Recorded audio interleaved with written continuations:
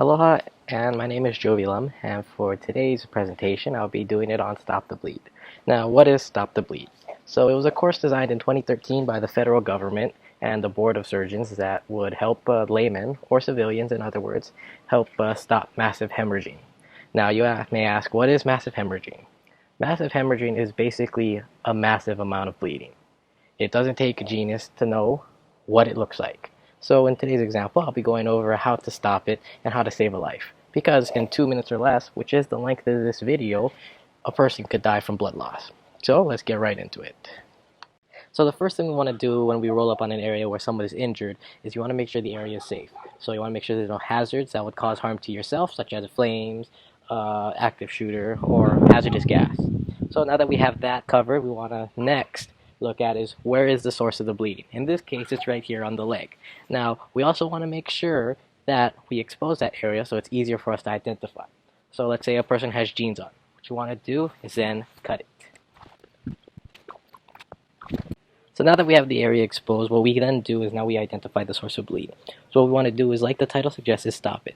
So you could use something such as gauze to help stop the bleeding, or you could even use something like a t-shirt. So with the gauze, if there's an actual hole, like let's say we remove this, and you see a big huge gash, what you want to do is wrap it around your finger, like this, and start plugging it inside the hole. And they're going to start screaming. What you got to tell them is to save your life. So you keep packing until you can't pack anymore. Now, once you have that done, put the gauze on top and just apply pressure like that. And you will never, ever stop letting go of pressure unless paramedics or first responders tell you to do so. This is what's helping them from bleeding out. Another thing that you see is not only just pooling of the blood in the earlier example, but you could also see something like squirting, just like that.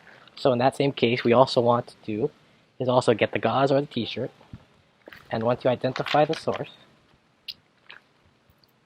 plug it up just like the other one, and keep pushing in the gauze like that. Same concept. So you want to keep going until it stops, or until you run out.